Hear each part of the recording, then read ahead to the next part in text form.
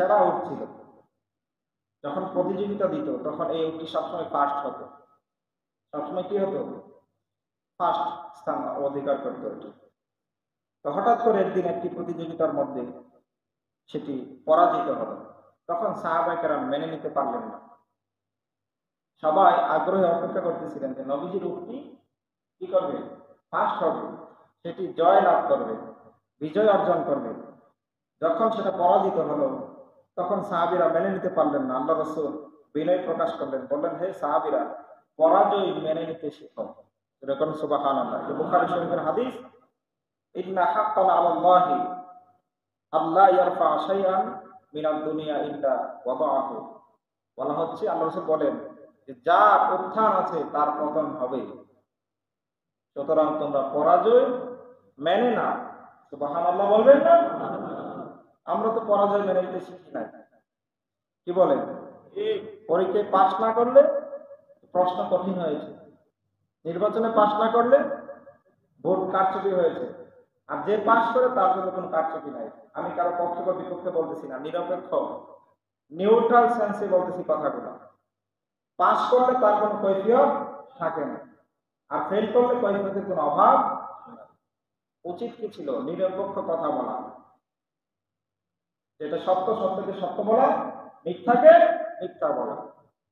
আমরা সেখান থেকে সরে গেছি। এটা রাসূল সাল্লাল্লাহু আলাইহি ওয়াসাল্লামের একটি জীবনের শিক্ষা যে পরাজয়কে মেনে নিতে হবে এবং মেনে নিয়ে সেখান থেকে যে ভুলগুলি আছে সেখান থেকে শিক্ষা নিতে হবে। কথা বলেন ঠিক না ভাই? ঠিক। এরপর রাসূল সাল্লাল্লাহু আলাইহি ওয়াসাল্লামের বিনয়ের মাত্রা আরো কত বেশি ছিল দেখেন।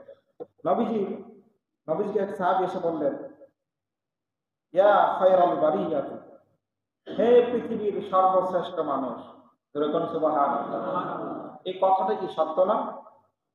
কথা বলেন না। নবীজি কি এই পৃথিবীর সর্বশ্রেষ্ঠ মানুষ নয়? আল্লাহর পরে নবীজির স্থান নয়? তো সেই নবীজিকে বলেন আপনি সর্বশ্রেষ্ঠ এই জগতের মধ্যে, সৃষ্টির মধ্যে আপনি সর্বশ্রেষ্ঠ। এটি একদম 100% সত্য কথা। কিন্তু নবীজি বিনয় প্রকাশ করে বললেন, যাকা ইব্রাহিম আলাইহিস সালাতু ওয়াস সালাম, এটি ইব্রাহিম আলাইহিস সালাতু ওয়াস সালামের জন্য প্রযোজ্য। অথচ মেরাজ রজনীতে ইব্রাহিম আলাইহিস সালাতু ওয়াস সালামও আমাদের নবীজির পিছনে নামাজ আদায় করেছেন। সুবহানাল্লাহ বলবেন না? এটা বুখারী শরীফের সহিহ হাদিস। সমস্ত নবীরা আমাদের নবীজির পিছনে ইক্তিদা করে নামাজ আদায় করেছেন, নবীকে ইমাম মেনে নামাজ আদায় করেছেন। সেখান থেকে নবীজির উপাধি আসছে ইমামুল মুরসালিন, সমস্ত রাসূলদের ইমাম। তারপরে নবীজি বিনয় প্রকাশ করে বললেন, এই গুণের অধিকারী আমি নই, মুসলিম জাতির পিতা ইব্রাহিম আলাইহিস সালাম এই গুণের অধিকারী। যেরকম সুবহানাল্লাহ। বিনয় কত বেশি ছিল, আমাদের মধ্যে বিনয় নাই। আমরা অহংকার করি, অথচ অহংকার করা বান্দার জন্য সাজে না। অহংকার হচ্ছে আল্লাহ তাআলার চাদর, আল কিবরিয়া ও হৃদাই। এই অহংকার আল্লাহ তাআলা বলতেছেন আমার চাদর, এটা নিয়ে তোমরা টানাটানি করো না। অহংকার করা সাজে আমার, কারণ আমি সব কিছুর ঊর্ধ্বে, সব কিছুর উপর কুদরতওয়ালা, সব কিছু আমার হুকুমে চলে। ইনিল হুকমু ইল্লা লিল্লাহ, আমার হুকুম ছাড়া এই পৃথিবীতে কোনো কিছুই চলে না। সুতরাং এই গুণ আমার, অহংকার করা বান্দা সাজে না। আমরা যেন অহংকার থেকে বেঁচে থাকি। আমিন করেন। আমিন। এরপর আরেকবার একজন লোক নবীজির সামনে আসতেন, আসার পরে সে ভয়ে কাঁপাকাঁপি করতেছিল। আল্লাহ রাসূল তাকে অভয় দিয়ে বলেন, হাউন আলাইক, তুমি স্থির হও। ফা ইন্নী লাস্তু বিমালাক, আমি কোনো বাদশা নয়, ক্ষমতাধর প্রতিপত্তি আমার নেই, আমার পাওয়ার নেই। ইন্নামা আনা ইবনু ইমরাতিন, আমি এমন একজন মহিলার সন্তান, মিন কুরাইশির, কুরাইশের এমন একজন মহিলার সন্তান, তাকুলুল কদিদা, যে শুকনা গোস্ত ভক্ষণ করত। আরবের তখনকার সময়ে যারা সবচেয়ে গরিব ছিল তারা শুকনা গোস্ত ভক্ষণ করত। নবীজি নিজের পরিচয় দিলেন, বললেন আমি একজন গরিবের ঘরের সন্তান, কুরাইশ বংশের এমন একজন মহিলার সন্তান যে একদম গরিব ছিল, শুকনা গোস্ত সে ভক্ষণ করত। আমি তার সন্তান, আমি কোনো বাদশা নয়, আমার সামনে ভয়ে কাঁপাকাঁপি করো না, স্থির হও।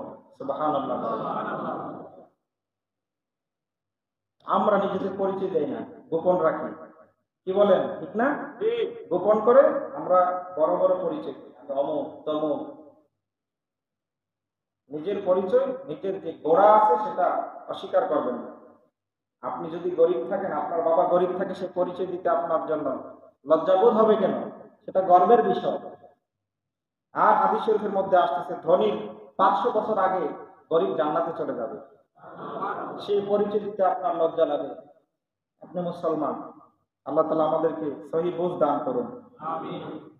সময় শেষ। আমি আর কয়েক মিনিটে, আরো অনেক লম্বা আলোচনা আছে, আমি একদম সংক্ষেপে সামারাইজ করে আমি কথাগুলি বলে ফেলছি। আল্লাহ রাসূলের এই পারিবারিক জীবনে অনেক গুণাগুণ ছিল, সেগুলি আমাদের গ্রহণ করতে হবে। নবীজি নিজেই নিজের জুতা মুবারক সেলাই করে ফেলতেন।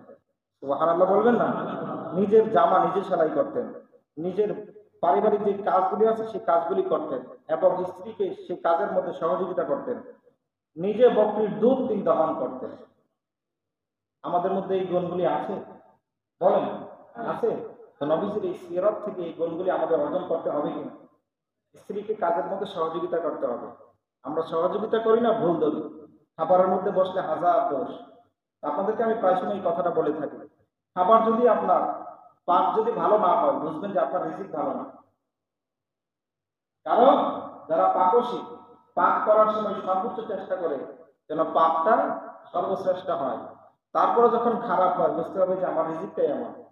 সুতরাং সেটা আপনার রিজিকের দোষ, যে পাক করলো তার দোষ নয়। এই জন্য রাসূল সাল্লাল্লাহু আলাইহি ওয়াসাল্লাম যখন খাবারে বসতেন, ভালো হলে সেটা গ্রহণ করতেন, ভালো না হলে গ্রহণ করতেন না, কিন্তু কোনো মন্তব্য করতেন না। আর আমাদের মন্তব্যের কোনো শেষ নাই। লবণ কম, মরিচ কম, হলুদ কম, এই নানান কথাবার্তা। আল্লাহ তাআলা আমাদেরকে সহিহ বুঝ দান করুন। এরপরে নবীজি মাঝে মাঝে আম্মা জান হযরত আয়েশা সিদ্দিকা রাদিয়াল্লাহু তাআলা আনহার সাথে, ইবনে মাজাহ শরীফের হাদিস 1979 নম্বর হাদিস, নবীজি মাঝে মাঝে আয়েশা রাদিয়াল্লাহু তাআলা আনহার সাথে প্রতিযোগিতা করতেন, খেলাধুলা করতেন, দৌড় প্রতিযোগিতা দিতেন এবং নবীজি ইচ্ছা করে পিছনে পড়ে যেতেন, আম্মাজানকে জিতিয়ে দিতেন খুশি করার জন্য। যেরকম সুবহানাল্লাহ। আমাদের মধ্যে এই মন মানসিকতা তৈরি করতে হবে, তাহলে পরিবার দেখবেন, পরিবারের যে আপনার মেইনটেনেন্স অনেক সুন্দর হয়ে যাবে। আপনার পরিবার হয়ে যাবে জান্নাতি ফ্যামিলি। যেটা বলেন সুবহানাল্লাহ। এরপরে নবীজি মাঝে মাঝে বিয়ের অনুষ্ঠানে যেতেন আম্মাজান আয়েশা সিদ্দিকা রাদিয়াল্লাহু তাআলা আনহাকে নিয়ে। আর অনেক কাহিনী আছে, আমি সে কথাগুলি বলছি না, সময় শেষ। আহ, নবীজি নবীজির স্ত্রী আমাদের আম্মাজান সাফিয়া রাদিয়াল্লাহু তাআলা আনহা, ওনাকে একবার তিনি যখন একটা বাহনে উঠতেছিলেন, তখন তিনি ওঠার মতো সেটা নাগাল পাচ্ছিলেন না। নবীজি নিজে বসে গেলেন, বসে বললেন যে আমার এই কাঁধের উপর তুমি ভর দিয়ে, আমার কাঁধের মধ্যে ভর দিয়ে, আরেক রেওয়াজ আসছে আমার হাঁটুতে ভর দিয়ে তুমি উপরে উঠো। সেখানে পাড়া দিয়ে আম্মাজান উপরে উঠলেন। দেখেন নবীজির শিক্ষা কি। এই জন্য পারিবারিক প্রত্যেকটি কাজে আমাদেরকে সহযোগিতা করতে হবে। পারিবারিকভাবে শান্তি যদি নিয়ে আসতে চান, নবীজির এই জীবনের কোনো বিকল্প নাই। আল্লাহ তাআলা আমাদেরকে সেগুলি অনুসরণ করার তৌফিক দান করুন। এবং সামাজিক জীবনে নবীজি অনেক ভূমিকা ছিল। নবীজি সহমর্মিতা, সহযোগিতা, মানুষের সাথে পরিচয়, মানুষের সাথে ভালো ব্যবহার, মুআমালা, তারপরে মানুষের গীবত থেকে সবসময় বেঁচে থাকতেন, মানুষকে আদেশ করতেন যে গীবত করো না, গীবত থেকে বেঁচে থাকতেন। এবং তিনি প্রতিবেশীদের খোঁজখবর নিতেন, পাড়া প্রতিবেশী যারা আছে তাদের খোঁজখবর নিতেন এবং যারা দুর্বল আছে তাদের সাথে নবীজি ভালো ব্যবহার করতেন, উত্তম আচরণ করতেন। বলুন সুবহানাল্লাহ। এবং এক হাদিস শরীফের মধ্যে আসছে, আবু দাউদ শরীফের হাদিস 2594 নম্বর হাদিস। এই হাদিসের মধ্যে আসছে ক্বাল আবুদুনি ফি দুআফা, নবীজি বললেন আমাকে তালাশ করো দুর্বলদের মধ্যে। তাদের মধ্যে? দুর্বলদের মধ্যে। কেননা ফাইন্নামা তুরজাকুনা ওয়া তুনসারুনা বিদুআফাইকুম, তোমরা মনে করতেছো তোমরা ইনকাম করতেছো, চাকরি বাকরি করতেছো, সেখান থেকে তোমাদের রিজিক আসতেছে না। তোমাদের এমন অনেক রিজিক চলে আসতেছে, তোমাদের মধ্যে যারা অসহায়, দুর্বল, গরিব যারা আছে তাদের কারণে তোমাদের রিজিক চলে আসতেছে। সুতরাং এই রিজিক তোমার একার নয়, এখান থেকে কিছু দুর্বলদেরকে দাও। নবীজি এভাবে দুর্বলদের হক প্রতিষ্ঠা করেছেন, বলেছেন যে দুর্বলদেরকে তোমরা সাহায্য করো, তোমাদের রিজিক থেকে একটা অংশ তাদেরকে দাও, কারণ তাদের কারণে তোমাদের রিজিকের মধ্যে আল্লাহ তাআলা বরকত দান করেন, তোমাদের রিজিকের মধ্যে একটা অংশ চলে আসে দুর্বলদের জন্য। এরকম সুবহানাল্লাহ। যদি দুর্বলরা না থাকতো, হাদিসের মধ্যে আসতেছে, হ্যাঁ, তাফসীর এই হাদিসের ব্যাখ্যার মধ্যে মুহাদ্দিসিনে কেরাম হাসিয়ার মধ্যে লিখেছেন, যদি দুর্বলরা না থাকতো তাহলে আমার তো রিজিক বন্ধ হয়ে যেত। নাউজুবিল্লাহ বলবেন না? সুতরাং দুর্বলদের একটি হক সবলদের রিজিকের মধ্যে রয়েছে, যেন পুরাণ আপনার জন্য হালাল নয়। তো যাই হোক, বিস্তারিত বলছি না, আরেকটি হাদিস বলে আমি শেষ করে দিচ্ছি। নবীজি সামাজিক যে রীতিনীতি আছে সেগুলির প্রতি গুরুত্ব দিতেন, মানুষের মতামতকে প্রাধান্য দিতেন। আর আমরা মানুষের মতামতকে প্রাধান্য দিতে পারি না, নিজে যা মনে চায় সেটাই করে ফেলি, যা ইচ্ছা হলো সেটাই আমরা আইন করে ফেলি, যা ইচ্ছা সেটাই মানুষের উপর চাপায় দেয়, মানুষের মতামতকে গুরুত্ব দেয় না। নবীজি মতামত নিয়ে, পরামর্শ নিয়ে কোনো কাজ করতেন এবং পরামর্শ করা সুন্নাত। নবীজি সামাজিক রীতিনীতি যেগুলি আছে সেগুলিকে প্রাধান্য দিতেন, যদি সেটা শরীয়তের সাথে কন্ট্রাডিকশন না হয়, শরীয়তের সাথে যদি সাংঘর্ষিক না হয়, সেই সামাজিক রীতির বিরুদ্ধে নবীজি দাঁড়াতেন না। এতে বিরাট ফিতনা তৈরি হয়ে যাবে। একটা সমাজে একটা জিনিস চলমান আছে, সেটা যদি শরীয়তের সাথে সাংঘর্ষিক না হয়, আপনি সেটার বিরুদ্ধে দাঁড়িয়ে যাবেন।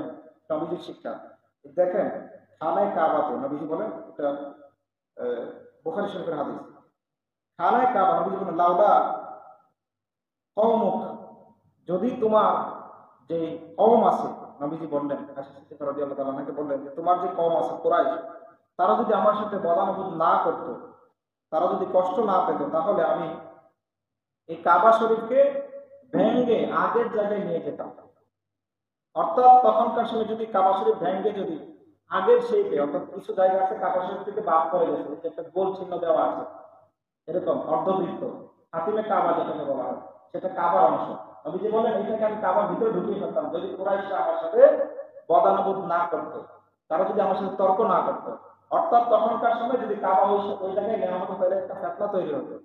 নবীজি সেটা কি করলেন না, কারণ খানা কাবা বড় করলো, এটা আল্লাহর ঘর, ছোট থাকলো কি আল্লাহর ঘর, যেহেতু ফিতনা হবে সেটাকে আর বড় করলেন না। এবং নবীজি বললেন যে ফাজআলতু লাহা বাবাইনি, আমি দুইটা দরজা করে ফেলতাম, একটা দিয়ে মানুষ প্রবেশ করতো, ইয়াদখুলুন নাস ওয়া বাবুন ইয়াখরুজুন, এবং আরেকটা দিয়ে তারা বের হতো। এখন কয়টা দরজা? একটা দরজা। নবীজি এটা চেয়েছিলেন, কিন্তু সামাজিক মতামতকেও কি দিলেন? প্রাধান্য দিলেন, সামাজিক রীতিনীতিকেও প্রাধান্য দিলেন, যেহেতু এটা শরীয়তের সাথে এতটা সাংঘর্ষিক নয়। তো যাই হোক, আল্লাহ তাআলা আমাদেরকে সেই নীতি অনুসরণ করার তৌফিক দান করুন, সকলে বলুন আমিন। যদি সেই নীতি থাকে, তাহলে সমাজের মধ্যে ফিতনা হবে না, সমাজের মধ্যে দল উপদল হবে না, আলাদা আলাদা দলে মুসলমান বিভক্তি হবে না। সেই মহানুভবতা, সেই সহনশীলতা আমাদের নবীর মধ্যে ছিল, আমাদের মধ্যে নেই। আল্লাহ তাআলা আমাদেরকে সহিহ বুঝ দান করুন। যা কিছু বলেছি আল্লাহ তাআলা আমাকে সহ আপনাদের সকলকে আমাদের জীবনে বাস্তবায়ন করার তৌফিক দান করুন, সকল বলুন আমিন। ওয়া মা আলাইনা ইল্লাল বালাগ, তার সুন্নাত করেন।